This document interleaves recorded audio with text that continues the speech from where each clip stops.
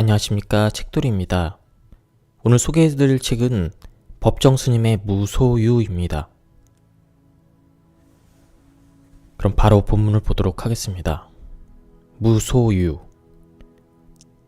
나는 가난한 탁발승이요. 내가 가진 거라고는 물레와 교도소에서 쓰던 밥그릇과 염소젓 한 통, 허름한 요포 6장, 수건, 그리고 대단치도 않은 평판 이것뿐이요. 마하트마 간디가 1931년 9월 런던에서 열린 제2차 원탁 회의에 참석하기 위해 가던 도중 마르세유 세관원에서 소지품을 펼쳐 보이면서 한 말이다. 읽다가 이 구절을 보고 나는 몹시 부끄러웠다. 내가 가진 것이 너무 많다고 생각되었기 때문이다. 적어도 지금의 내 분수로는 사실 이 세상에 처음 태어날 때 나는 아무것도 갖고 오지 않았다. 살 만큼 살다가 이 지상의 적에서 사라져 갈 때도 빈손으로 갈 것이다. 그런데 살다 보니 이것저것 내 몫이 생기게 되었다. 물론 일상에 소용되는 물건들이라고 할 수도 있다. 그러나 없어서는 안 될 정도로 꼭 요긴한 것들만 있을까? 살펴볼수록 없어도 좋을 만한 것들이 적지 않다. 우리들이 필요에 의해 물건을 갖게 되지만 때로는 그 물건 때문에 적지 않은 마음이 쓰이게 된다. 그러니까 무엇인가를 갖는다는 것은 다른 한편 무언가에 얽매인다는 것이다. 필요에 따라 가졌던 것이 도리어 우리를 부자유하게 얽어맨다고 할 때 죽이기 전도되어 우리는 가짐을 당하게 된다는 말이다. 그러므로 많이 갖는다는 것은 흔히 자랑거리로 되어 있지만 그만큼 많이 얽혀 있다는 측면도 동시에 지니고 있다는 것이다. 나는 지난해 여름까지 난초 2분을 정성들에 정말 정성을 다해 길렀다. 3년 전 거처를 지금의 달의 헌으로 옮겨서 왔을 때 어떤 스님이 우리 방으로 보내준 것이다. 혼자 사는 거처라 살아있는 생물이라고는 나하고 그 애들 뿐이었다. 그 애들을 위해 관계 서적을 구해다 읽었고 그 애들의 건강을 위해 하이포넥슨가 하는 비료를 바다 건너가는 친지들에게 부탁하여 구해오기도 했다. 여름철이면 서늘한 그늘을 찾아 자리를 옮겨 주어야 되고 겨울에는 필요 이상으로 실내 온도를 높이곤 했다. 이런 정성을 일찍이 부모에게 바쳤더라면 아마 효자 소리를 듣고도 남았을 것이다. 이렇듯 애지중지 가꾼 보람으로 이른 봄이면 은은한 향기와 함께 연두빛 꽃을 피워 나를 설레이게 했고 잎은 초승달처럼 항시 청정했었다. 우리 달의 연을 찾아온 사람마다 싱싱한 난을 보고 한결같이 좋아라 했다. 지난해 여름 장마가 갠 어느 날 봉선사로 운원 노사를 뵈러 간 일이 있었다. 한낮이 되자 장마가 거쳤던 햇볕이 눈부지게 쏟아지고 앞 개울물 소리에 어울려 숲속에서는 매미들이 있는 대로 목청을 돋구었다. 아차, 이때서야 문득 생각이 난 것이다. 난초를 뜰에 내려놓고 온 것이다. 모처럼 보인 찬란한 햇볕이 돌연 원망스러워졌다. 뜨거운 햇볕에 늘어져 있을 난초잎이 눈에 아른거려 더 이상 지체할 수가 없었다. 허둥지둥 그 길로 돌아왔다. 아니나 다를까 잎은 축 늘어져 있었다. 안타까워하며 샘물을 길어다 축여주고 했더니 겨우 고개를 들었다. 하지만 어딘지 생생한 기운이 빠져버린 것만 같았다. 나는 이때 온몸으로 그리고 마음속으로 절절히 느끼게 되었다. 집착이 괴로움인 것을. 그렇다. 나는 난초에게 너무 집념해버린 것이다. 이 집착에서 벗어나야겠다고 결심했다. 난을 가꾸면서는 산철에도 나그네 길을 떠나지 못한 채 꼼짝 못하고 말았다. 밖에 볼 일이 있어 잠시 방을 비울 때면 환기가 되도록 들창문을 조금 열어놓아야 했고 문을 내놓은 채 나가다가 뒤미처 생각하고는 되돌아와 들여놓고 나간 적이 한두 번이 아니었다. 그것은 정말 지독한 집착이었다. 며칠 뒤 난초처럼 말이 없는 친구가 놀러왔기에 선뜻 그의 품에 분을 안겨주었다. 비로소 나는 얽매임에서 벗어난 것이다. 날듯 홀가분한 해방감, 3년 가까이 함께 지낸 유정을 떠나 보냈는데도 서운하고 허전함보다 홀가분한 마음이 앞섰다. 이때부터 나는 하루에 한 가지씩 버려야겠다고 스스로 다짐을 했다. 난을 통해 무소유의 의미를 터득하게 되었다고나 할까? 인간의 역사는 어떻게 보면 소유사처럼 느껴진다. 보다 많은 자기네 몫을 위해 끊임없이 싸우고 있는 것 같다. 소유욕에는 한정도 없고 휴일도 없다. 그저 하나라도 더 많이 갖고자 하는 일념으로 출렁거리고 있는 것이다. 물건만으로는 성에 차질 않아 사람까지 소유하려 든다. 그 사람이 제 뜻대로 되지 않을 경우는 끔찍한 비극도 불사하면서 제 정신도 갖지 못한 처지에 남을 가지려고 하는 것이다. 소유욕은 이해와 정비례한다. 이것은 개인뿐 아니라 국가 간의 관계도 마찬가지. 이제 맹방들이 오늘에서 맞서게 되는가 하면 서로 으르렁대던 나라끼리 친선 사절을 교환하는 사례를 우리는 얼마든지 보고 있다. 그것은 오로지 소유의 바탕을 둔 이해관계 때문인 것이다. 만약 인간의 역사가 소유사에서 무소유사로 그 향을 바꾼다면 어떻게 될까? 아마 싸우는 일은 거의 없을 것이다. 주지 못해 싸운다는 말은 듣지 못했다. 간디는 또 이런 말을 하고 있다. 내게는 소유가 범죄처럼 생각된다. 그가 무언가를 갖는다면 같은 물건을 갖고자 하는 사람들이 똑같이 가질 수 있을 때 한한다는 것. 그러나 그것은 거의 불가능한 일이므로 자기 소유에 대해서 범죄처럼 자책하지 않을 수 없다는 것이다. 우리들의 소유관념이 때로는 우리들의 눈을 멀게 한다. 그래서 자기의 분수까지도 돌볼 새 없이 들뜨게 되는 것이다. 그러나 우리는 언젠가 한 번은 빈손으로 돌아갈 것이다. 내 이 육신마저 버리고 홀로리 떠나갈 것이다. 하고 많은 물량일지라도 우리를 어떻게 하지 못할 것이다. 크게 버리는 사람만이 크게 얻을 수 있다는 말이 있다. 물건으로 인해 마음을 상하고 있는 사람들에게는 한 번쯤 생각해 볼 말씀이다. 아무것도 갖지 않을 때 비로소 온 세상을 갖게 된다는 것은 무소유의 영리이니까. 탁상식의 이야기. 처음 만난 사람과 인사를 나눌 경우 서투르고 서먹한 분위기와는 달리 속으로 고마움을 느낄 때가 있다. 이 지구상에는 36억인가 하는 많은 사람이 살고 있는데 지금 그 중에 한 사람을 만난 것이다. 우선 만났다는 그 인연에 감사하지 않을 수가 없다. 같은 하늘 밑 똑같은 언어와 풍속 안에 살면서도 서로가 스쳐 지나가고 마는 인간의 생태이기 때문이다. 설사 나를 해롭게 할 사람이라 할지라도 그와 나는 그만큼의 인연이 있어 만난 것이 아니겠는가? 불교적인 표현을 빌리자면 시절 인연이 다가선 것이다. 이러한 관계는 물건과 사람의 경우에도 마찬가지일 것 같다. 많은 것 중에 하나가 내게 온 것이다. 지금 이 글을 쓰고 있는 탁상에는 내 생활을 거동케 하는 국적불명의 시계가 하나 있다.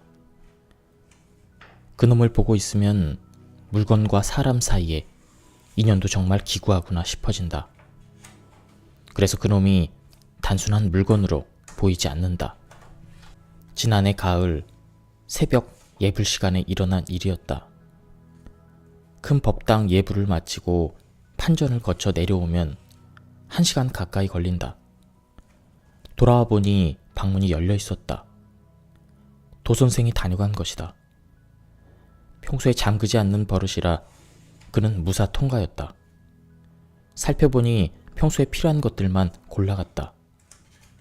내게 소용된 것이 그에게도 필요했던 모양이다. 그래도 가져간 것보다 남긴 것이 많았다. 내게 잃어버릴 물건이 있었다는 것이, 남들이 보고 탐심을 낼 만한 물건을 가지고 있었다는 사실이 적잖이 부끄러웠다. 물건이란 본래부터 내가 가졌던 것이 아니고 어떤 인연으로 해서 내게 왔다가 그 인연이 닿으면 떠나가게 마련이라 생각하니 조금도 아까울 것이 없었다. 어쩌면 내가 전생에 남의 것을 훔친 과보인지도 모른다 생각하면 오히려 빚이라도 갚고 난 홀가분한 기분이었다. 그런데 그는 대단한 것이라도 있는가 싶어 있는 것 없는 것 샅샅이 뒤져놓았다. 잃은 것에 대해서는 조금도 애석하지 않았는데 흐트러 놓고 간 옷가지를 하나하나 제자리에 챙기자니 새삼스레 인간사가 서글퍼지려고 했다. 당장 아쉬운 것은 다른 것보다 탁상에 있어야 할 시계였다.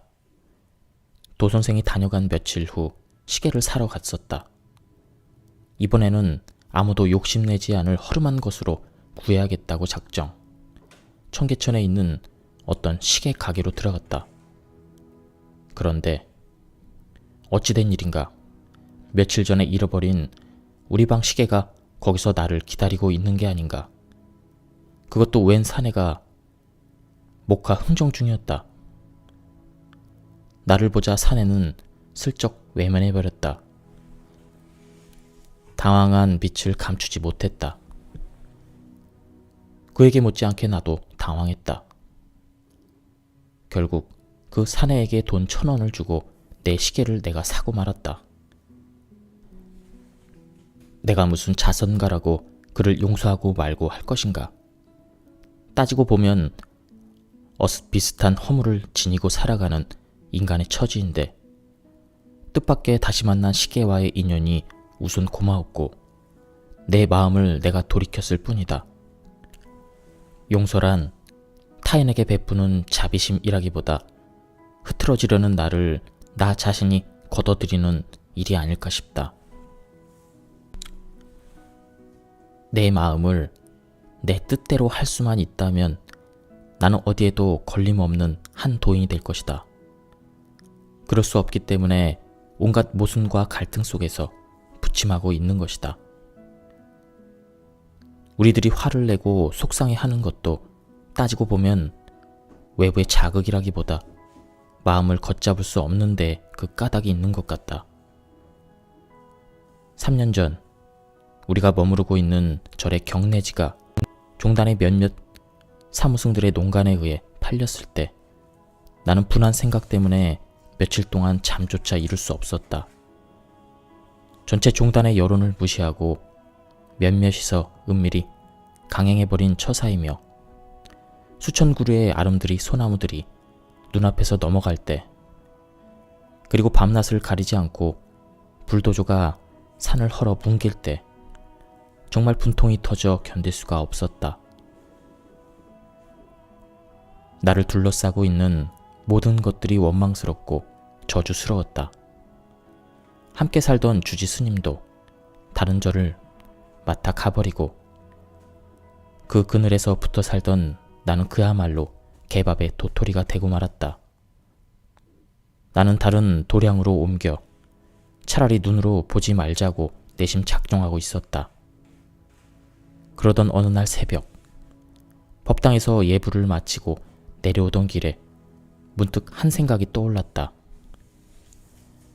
본래 무일물, 본래 한 물건도 없다는 이 말이 떠오른 순간 가슴에 맺혔던 멍울이 삽시간에 술술 풀려버리고 말았다.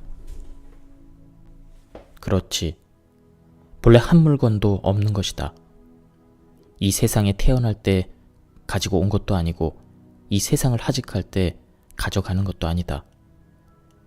인연에 따라 있었다가 그 인연이 닿으면 흩어지고 마는 거다. 언젠가 이 몸뚱이도 버리고 갈 것인데.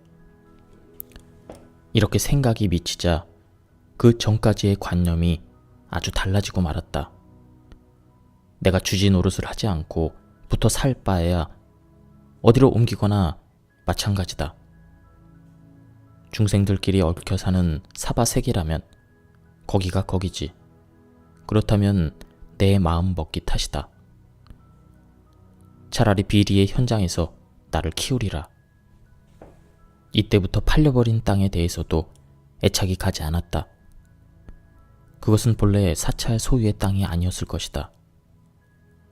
신도들이 희사를 했거나 아니면 그때까지 주인이 없던 땅을 절에서 차지한 것일 것이다. 그러다가 그 인연이 닿아 내놓게 된 것이다. 그리고 경내지가 팔렸다고 해서 그 땅이 어디로 간 것도 아니고 다만 소유주가 바뀐 것뿐이다. 이날부터 마음이 평온해지고 잠을 제대로 잘 수 있었다. 그토록 시끄럽던 불도저며 바위를 뚫는 컴프레셔 소리가 아무렇지도 않게 들려왔다. 그것은 이렇게 생각했기 때문이다. 남들을 향해서는 곧잘 베풀라고 하면서 지금까지 나 자신은 무엇을 얼마나 베풀어 왔느냐. 지금 저 소리는 너의 잠을 방해하기 위해서가 아니고 집이 없는 이웃들에게 집을 지어주기 위해 털을 닦는 소리다. 이 소리도 못 듣겠다는 게냐? 그리고 그 일터에는 수백 명의 노동자들이 밤잠도 못 자가며 땀 흘려 일을 하고 있다. 그들에게는 저마다 몇 사람씩 딸린 부양가족이 있을 것이다. 이처럼 생각이 돌이켜지자 그토록 시끄럽고 골이 아팠던 소음이 아무렇지도 않게 들렸던 것이다. 이때를 고비로 나는 종래까지의 사고와 가치 의식이 아주 달라져 버렸다. 이 세상은 나 혼자만이 아니라 많은 이웃과 함께 어울려 살고 있다는 사실이 구체적으로 새겨지게 되었다. 소유의 관념이나 손해에 대한 개념도 자연 수정이 될 수밖에 없었다. 내 것이란 아무것도 없기 때문에 본질적으로 손해란 있을 수 없다. 또 내 손해가 이 세상 어느 누구에겐가 이익이 될 수만 있다면 그것은 잃은 것이 아니라는 논리였던 것이다. 절에도 가끔 도둑이 든다. 절이라고 이 지상의 풍속권에서 예외는 아니니까. 주기적으로 기웃거리는 단골, 독군이 있어서 허술한 문단 속의 주의를 환기시키는 것이다. 날마다 소용되는 물건을 몽땅 잃어버렸을 때 괘씸하고 서운한 생각이 고개를 들려고 한다. 그러자 얘의 본래 무일물, 이 생각이 그 생각을 지워버렸다. 한동안 맡아 가지고 있던 걸 돌려보낸 거라고. 자칫했더라면 물건을 잃고 마음까지 잃을 뻔하다가 공술의 공수거의 교훈이 내 마음을 지켜주었던 것이다. 너그러울 때는 온 세상을 다 받아들이다가 한번 옹졸해지면 바늘 하나 꽂을 여유조차 없으니까. 그러한 마음을 돌이키기란 결코 쉬운 일이 아니다. 그러나 그것이 내 마음이라면 그 누구도 아닌 나 자신이 활용할 수 있어야 할 것이다. 화나는 그 불꽃 속에서 벗어나려면 외부와의 접촉에도 신경을 써야겠지만 그보다도 생각을 돌이키는 일상적인 훈련이 앞서야 할 것이다. 그래서 마음에 따르지 말고 마음의 주인이 되라고 옛사람들은 말한 것일까?